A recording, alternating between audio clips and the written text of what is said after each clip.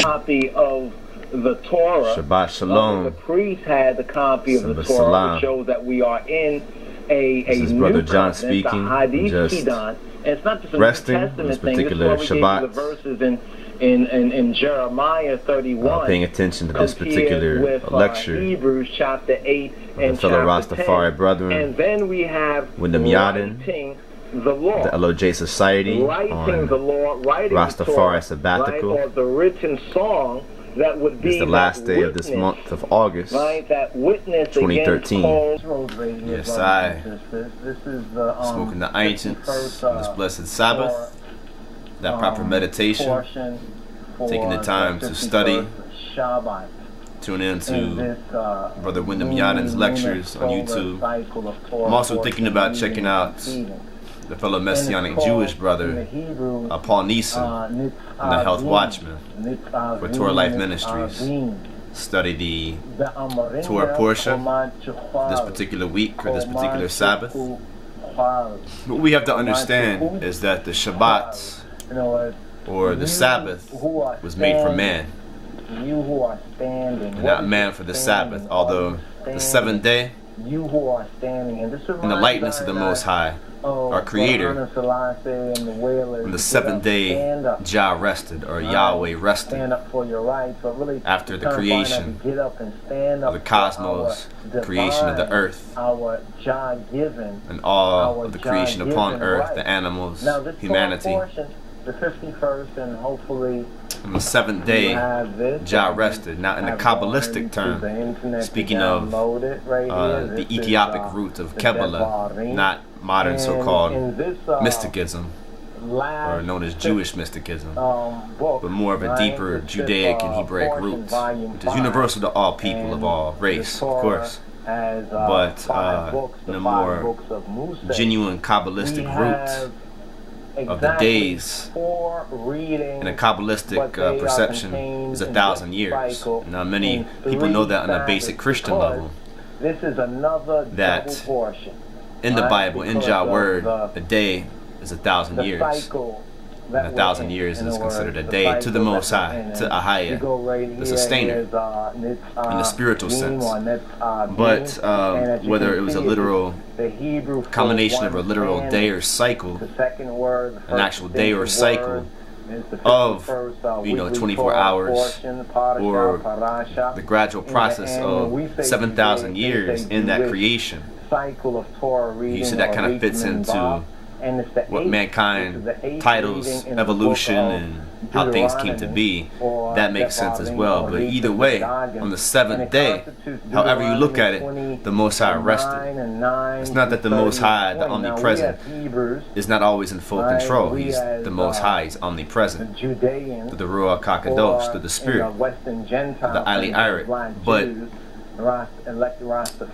in His likeness, we are to rest and keep that day holy and set apart on the traditional Sabbath, the true Shabbat or Senbet, not the first day, which is Sunday. Now there is a spiritual connection with the first day, or so-called Sunday, even in the original Tawahedo faith of that true original Judeo-Christian faith, a Messianic faith, the first day of Sunday.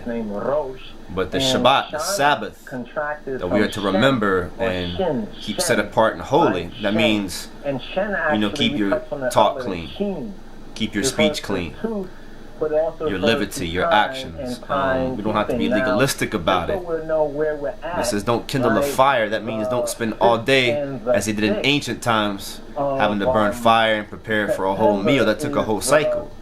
That's why it was instructed in those times that it's still relevant today to.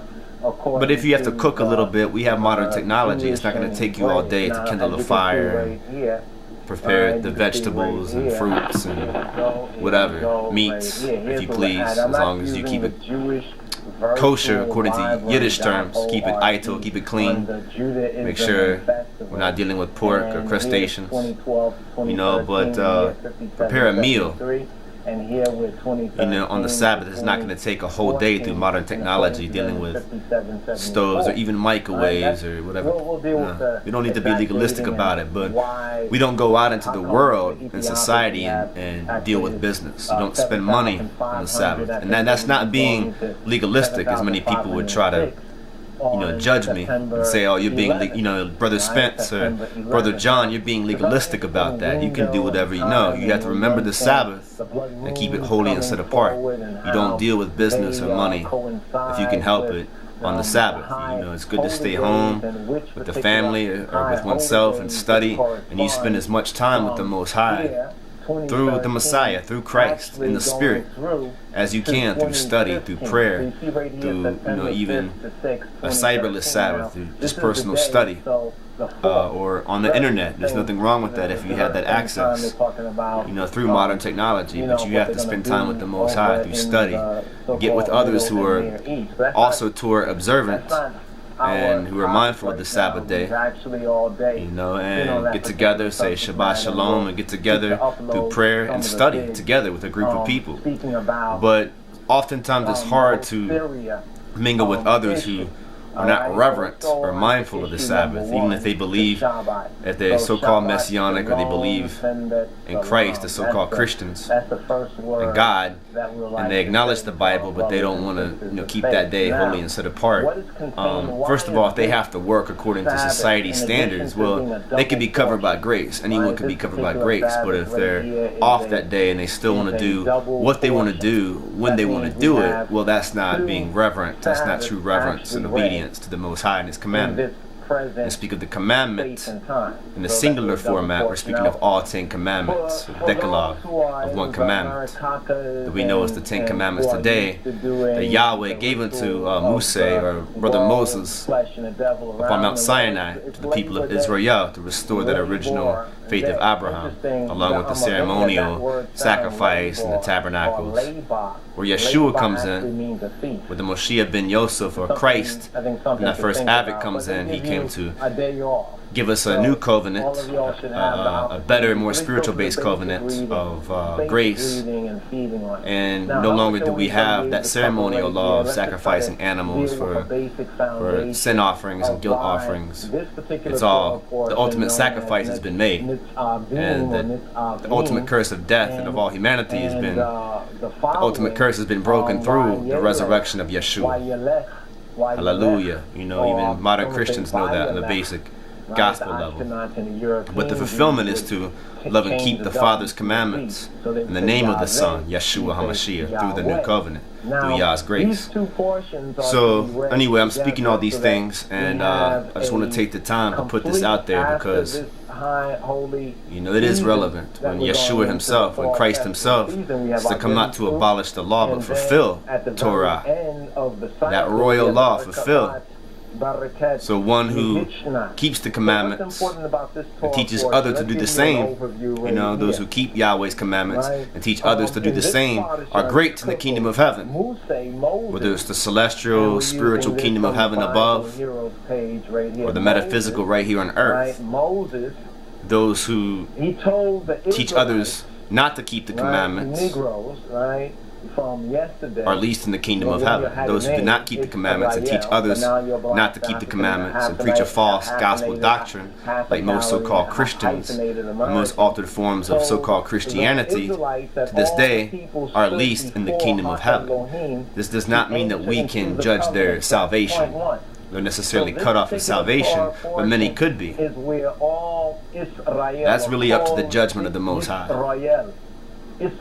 Faith without works is dead, as it says in the divine book of Yaakov, or James. It's the book of James in the New Testament. So all these things are in the Bible, the word of Ha-Elohim. Right there from Genesis and that Torah foundation, from Genesis to Revelation, and Jah word. So we have to rightly divide the word of truth through proper interpretation and study. If you want to go out and watch cartoons and don't take interest in this, or wait till Sunday and repent and try to use Christ as a get me out of jail free card and listen to your pastor pork chops and whatever, be my guest. That's your choice. That's your choice. I'm not going to be over judgmental. That's your choice. But hey, I come as a watchman and a witness to say, hey, there's more to it than that.